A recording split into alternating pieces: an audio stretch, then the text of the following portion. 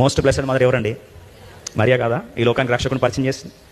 ఈ లోకానికి నీ ప్రాణం కాపాడే రక్షకుని దేవుని పరిచయం చేస్తుంది. అందుకొరకే మాతృమూర్తులందరికీ మరొకసారి హృదయపూర్వక శుభాకాంక్షలు. ఈ మాతృ దినోత్సవం మనస్ఫూర్తిగా తెలియజేస్తున్నా. యేసు ప్రభుడు ఎవరు కావాల్సి వచ్చింది? బ్రదర్స్ కొట్టండి, పర్లేదు. ఒకసారి మనం చప్పలు కొడదాం. May God bless all mothers. అందరినీ దేవుడు దీవించిన కాక. యేసు ప్రభుడు ఎవరు కావాలా? యేసు ప్రభు కూడా తల్లి అవసరం వచ్చింది. యేసు ప్రభుకి తండ్రి అవసరం లే, కానీ ఎవరు అవసరం? తల్లి అవసరం. ఎంత రాజైనా, ఎంత పకిరోడైనా, కారణ జన్ముడైనా, దేవుడైనా సరే ఎవరు కావాలి? తల్లి కావాల్సిందే. కాబట్టి తల్లి పాత్ర అనిర్వచనీయము. You cannot replace a mother. దేవుడు అటువంటి తల్లిలందరినీ దేవుడు దీవించును గాక.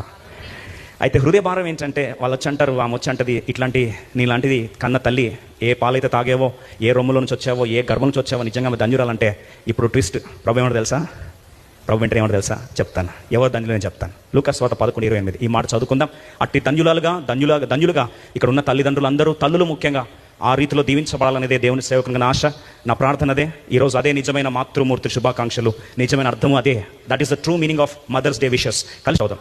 దేవుని వాక్యము విని దానిని గైకొను వారు మరీ ధన్యులని చెప్పాను. ఇప్పుడు దేవుని వాక్యం విని గైకొంటే నువ్వు ఎవరికంటే ధన్యురాలివి?